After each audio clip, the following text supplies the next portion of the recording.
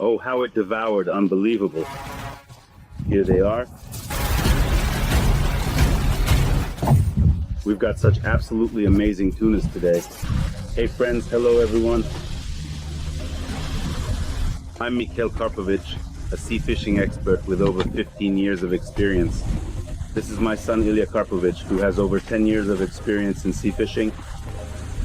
What do I mean by our experience?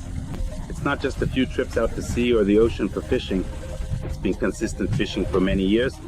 I've already got well over 2,000 days.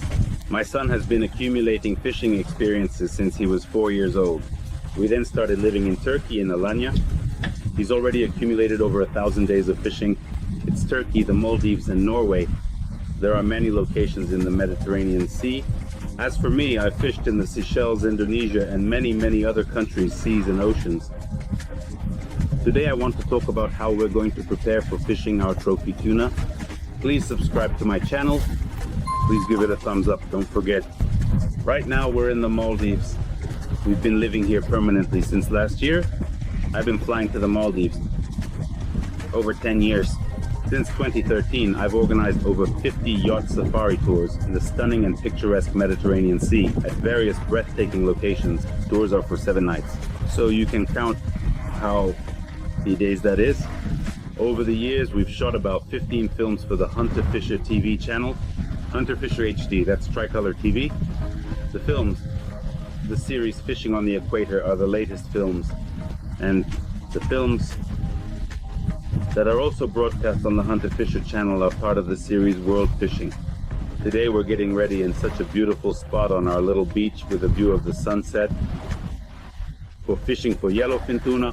Basically, all the gear that I'm about to prepare and show you is definitely suitable for big game, for any large fish you want to catch from the shore. How do I prepare my gear? How do I feel about fishing gear? I carefully choose the top brands for spinning rods and evaluate and test them out thoroughly and extensively. Also reels, also lines, also hooks, also snap rings, everything down to the smallest detail. And also lures. The gear I'm preparing is always designed for fish weighing 100 kilograms or more, so we catch tuna from 3 to 5 kilograms, but we might also hook one that's 100 kilograms. And the gear has to perform and withstand any fish.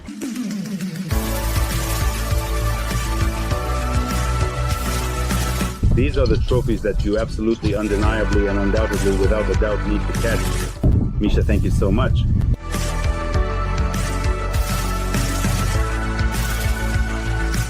We're fishing today, finally. Many people know that I use my favorite reel, Shimano Stella 2000, Y2000. Because it's not a fast reel, it has a strong gear ratio, and when you start lifting a big fish that sometimes doesn't even let you turn the handle, this reel performs. It really works. You can lift big and very big tuna, and not just tuna.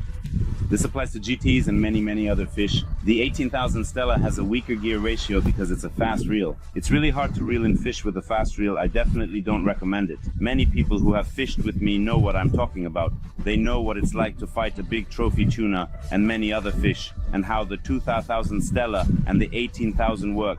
We can definitely write off the 18,000 Stella. They know what it's like to land big trophy tuna and many other fish, and how the 20th and 18th Steelies work. We're definitely writing off the 18,000 Stella. So Daiwa Salsiga came out, a new model, a cool reel. It has a weaker drag, but in principle it works well. The 18th, 20,000th Daiwa Salsiga PJ model, which is not fast. So you take the slowest Daiwa you can find, and that will work too. Next, let's talk about the spinning rods. My favorite spinning rods are the Zenak Tabiza model. The Tabiza is naturally rated for up to 200 grams, the most powerful spinning rod. And the tried and true ripple fisher, this is the GT Nano Series Ocean Ride. The second rod is the GT Nano Series Ocean Ride, the second rod. Tuna is a type of fish indeed. There are several lengths, 73, 76, and I think there's also an 80 plus. So my favorite is the 73 or 76 blank. If we're talking about the GT Nano model series from Ocean Ride in particular, I also, personally speaking, don't like long spinning rods. I'll explain why. You don't need a long spinning rod for popping from the boat. A length of 230 is quite enough, 2 meters, 30 centimeters. It's easy to reel in, everything is very convenient. Next, I talked about the reel, I talked about the spinning rod. The spinning rod, of course, has a rating of up to 200 grams. You can go a little more. Next, we start assembling the tackle. Again, I'm not advertising. Thanks to the guys who provide me with and support the lines from the high-quality WFT company. WFT is a German brand. Guys found an amazing line somewhere in Japan. WFT strong. I use 51 kilograms. We're not looking at the thickness here, it's not quite accurate. 51 kilograms is roughly PE8 in terms of values. And there's also 67 kilograms, which is PE10. PE10 holds about 330 meters on the spool, while PE8 holds around 360, 370 meters.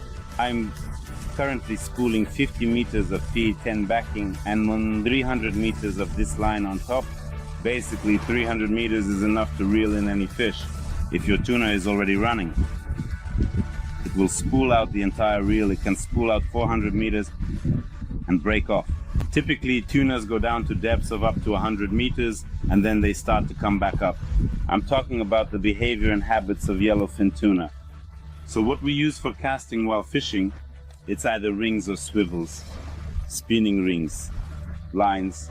Here's the dual line, hardcore. I really like it. It's not expensive. Treble hooks, BKK Raptor, Shintiv 16, really cool hooks. Shimano knot ties, pliers with a long nose.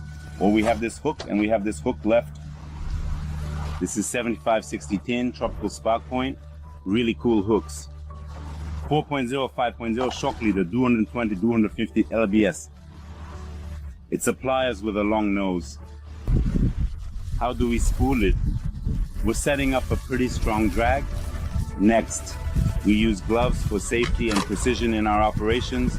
For spooling, we insert it into a regular pin. The line should lay on the spool with as much tension as possible, so it doesn't get stuck inside when you start reeling in a big fish, and it didn't push through or cut itself. What do we do for that? The Luca went off to the side. Here I am, basically pinching the reel with my fingers. You see the rod is bending. Move the rod a little closer here. All right, let's spool it up. There you go. So you can see that there's good tension. The gloves are just starting to heat up. Hooray!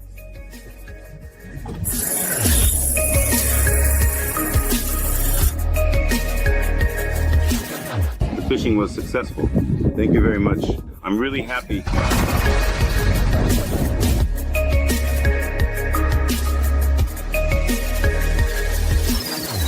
Well, we've spooled the line. Ilyuka is a bit tired. Come sit closer here. We're taking off the gloves. So I want to talk about lines once again. I don't like showing off. What do I mean by showing off? I love the Varivas shock leader. The price, the quality, everything is fine. Although there are many other shock leaders. What is a shock leader in Russian?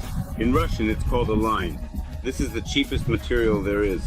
If we're talking, for example, about fluorocarbon, which is 10 times more expensive than line, then that's a different story. But casting, I only use line shock leader. Fluorocarbon is used for jigging because it gets cut less by corals. It's quite difficult. So we caught a marlin and our fluorocarbon was damaged by its nose. We brought it to the boat, took photos and released it. If it had been a shock leader line, we would have lost the marlin. Well, this way we managed to bring it to the side of the boat, take some photos with it, and nicely, politely release it back into the ocean. About the lines, so for me, Nippon, this line is great because it costs about $20 for 100 meters, right? So a spool of 300 meters costs $60. That's a pretty reasonable price. That's the same hardcore, excellent cord tooling. This is what works for me, my PE8 cord, so you understand. A marlin weighing more than 100 kilograms was brought out to the PE6 cord. The cord costs up to $20 for 100 meters, that is 300 meters. The same price there costs $60. If you buy large spools, which of course I recommend, I take 200 per kilometer, here 600 meters, so I have enough cord for 2 spools. I bought a new line because the old one got worn out, so I'm getting rid of it and spooling up the new line. By the way, there's a little trick for the old line too. You can take it and put it on an empty spool. Let's say you tore the line with a tuna or something, and you pick the old line that got frayed at the first length, usually about 50 meters, and spool it up. Then you already have the other side completely new, so you can use it a bit longer, and it all works great. So that's it for the line. Look, we've prepared our fishing setup and spooled on 300 meters. Our spool isn't completely filled yet. In general, that's a good thing. Our spool isn't completely filled yet. Basically, that's good. I wanted to say that Varivas, Avani, all the throwing cords that are being promoted, which are simply worth a lot of money, no offense to Varivas. I'm saying again, I'm not promoting any brands. I've seen so many times when casting that this line would loop over the ring and just get pulled out, or just some loops form on the line. It happens with all lines. Such an expensive line, heavily advertised, and for it to perform like that, well, honestly, I have to say, guys from Varivas, that's a bit shameful. So we won't focus too much on the lines. Next, we need to connect the line to our shock leader. I take the shock leader to about 3 meters long. I don't make the leader any shorter. If a big yellowfin swims by, it might just brush its fin against the line a couple of times and cut it, and you'll lose your trophy. I use a swivel to connect the line and the shock leader, or fluorocarbon. The Shaman has 2 types. It's a lightweight, streamlined model for thick lines. Or for fluorocarbon, I use a heavier model. Honestly, I've come to love the Shaman knot ties. They're simple to use and make tying knots really easy. Now let's quickly tie the leader and finish our setup for catching a big tuna. In about 50 minutes, I had already pulled in the line 2 or 3 times, about 50 meters each time. And we're thinking, could this be guessing? Well, it bit when all the tunas were biting. It's pulling hard, really pulling. No.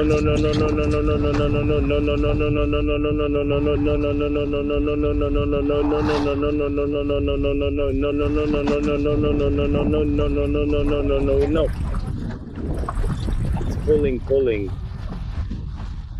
You can clearly observe the large, impressive circles that it is creating in the water.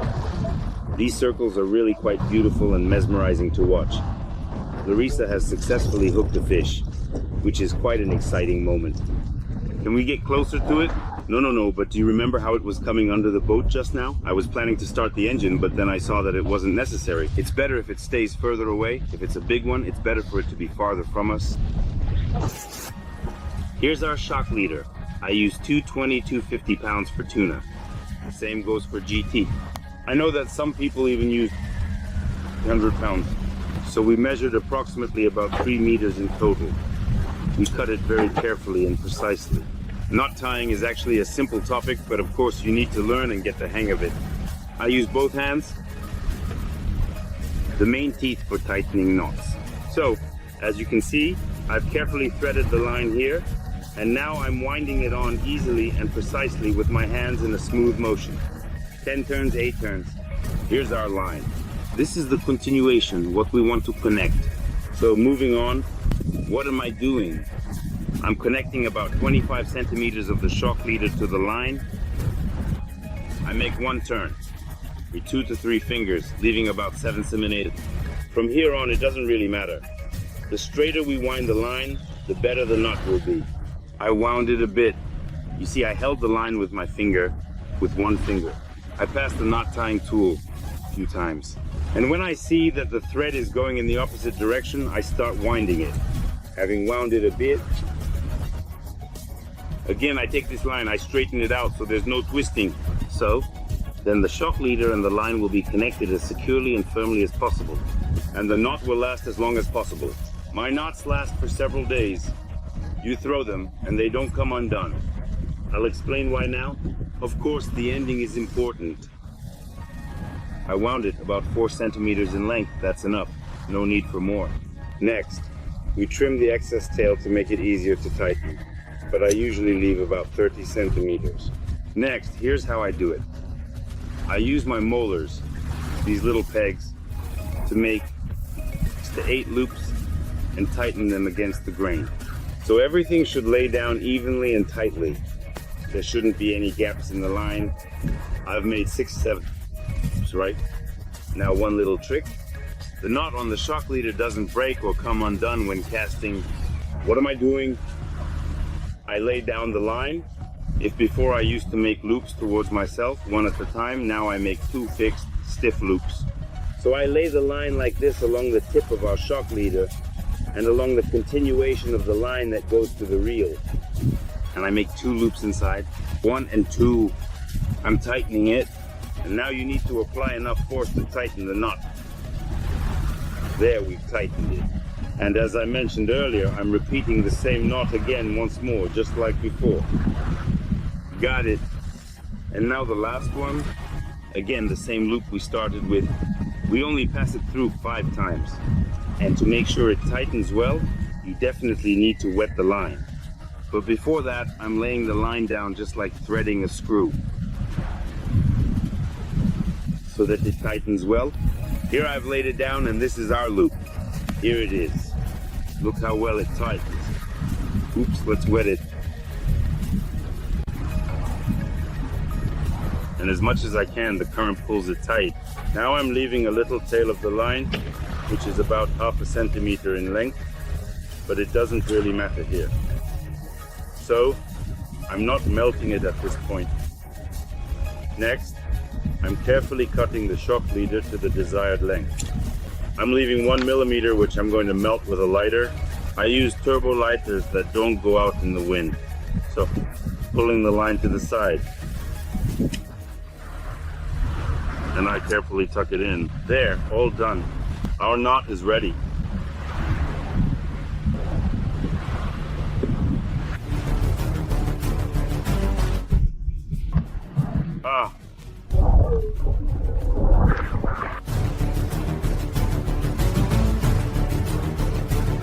Sasha has brought in another tuna, and now Sasha has brought in another.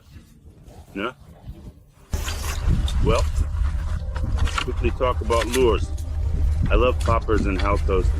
The price quality ratio is just superb, amazing.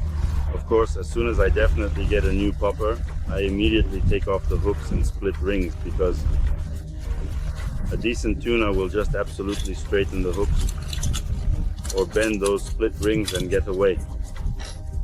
I truly love what hooks. Undoubtedly, without a doubt, indeed.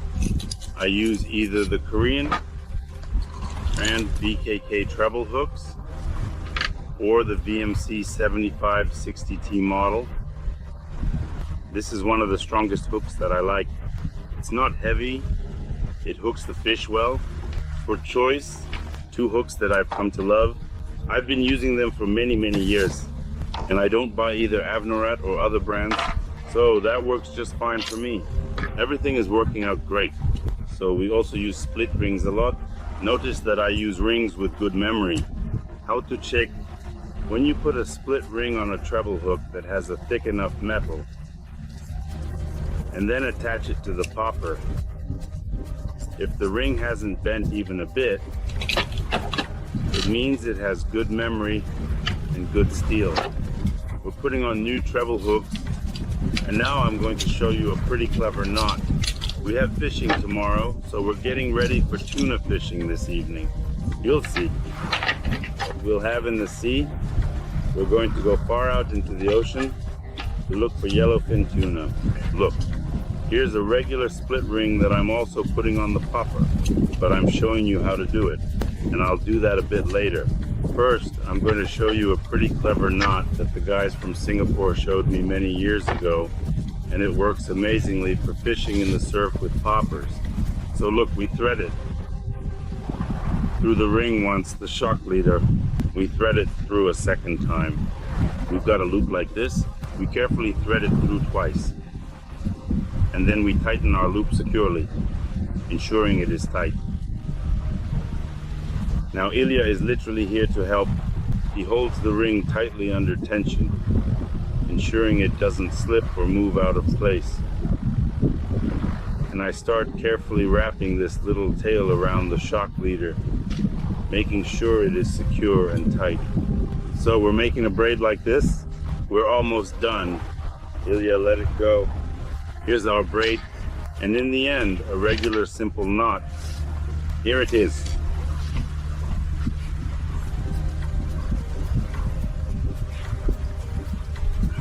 There, we tightened it up.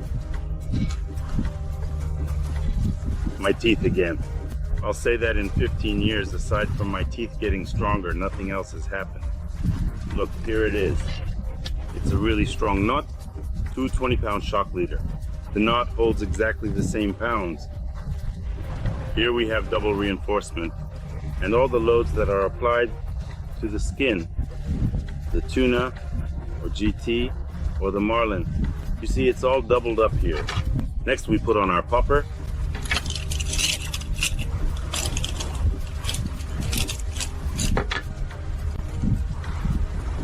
Again, I'll show you a useful tip that has been tested in practice.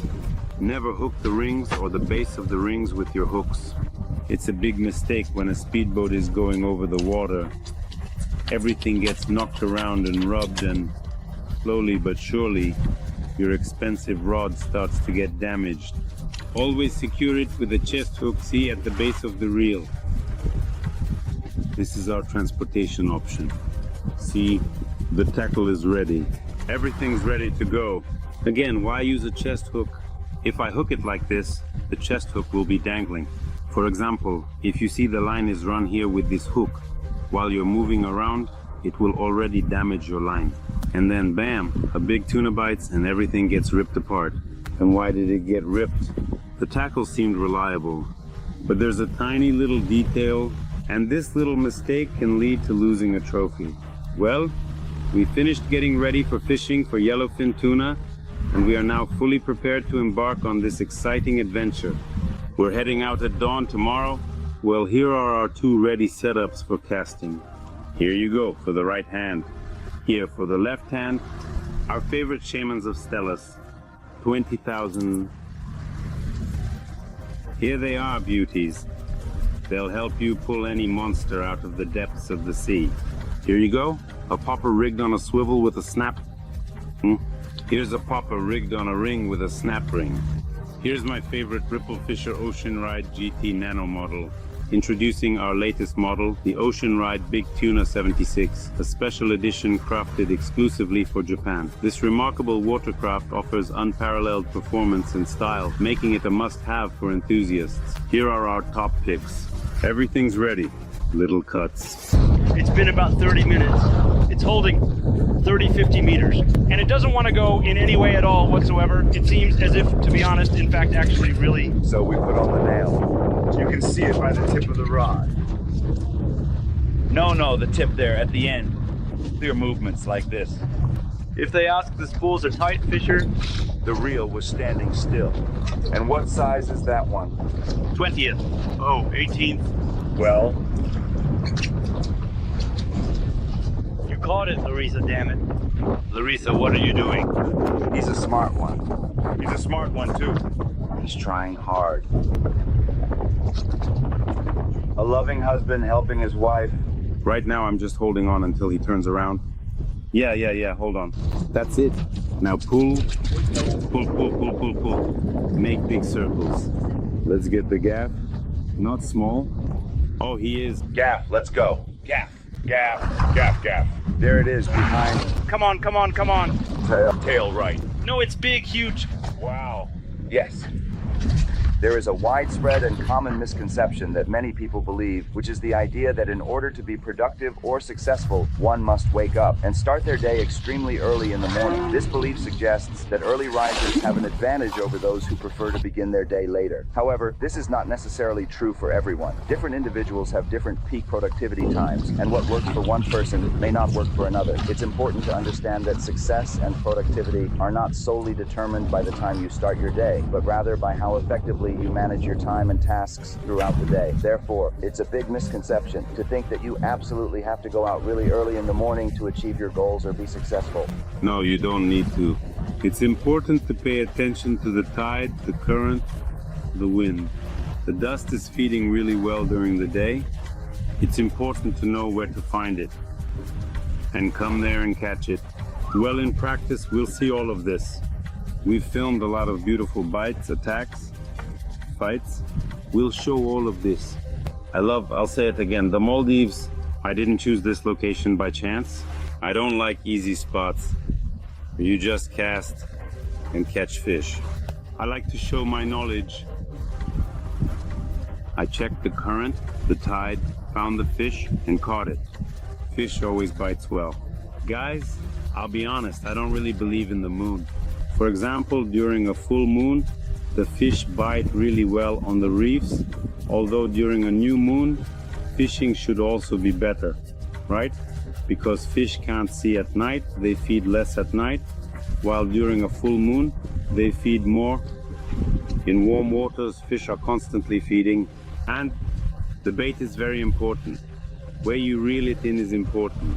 It's important to provoke the fish to bite because predators have instincts. Almost all the fish in the ocean are predatory.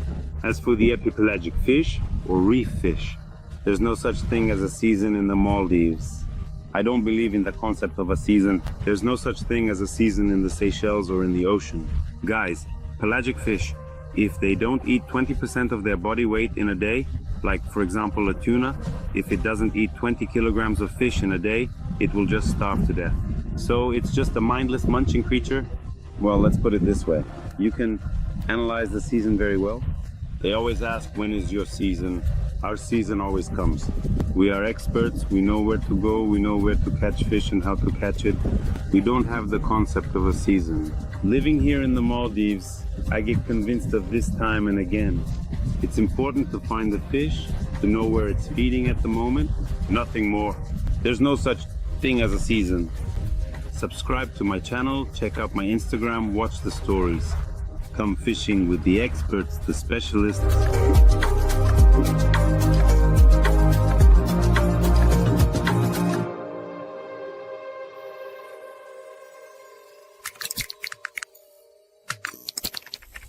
On this rod, I catch fish from 1 kilogram up to over 100 kilograms.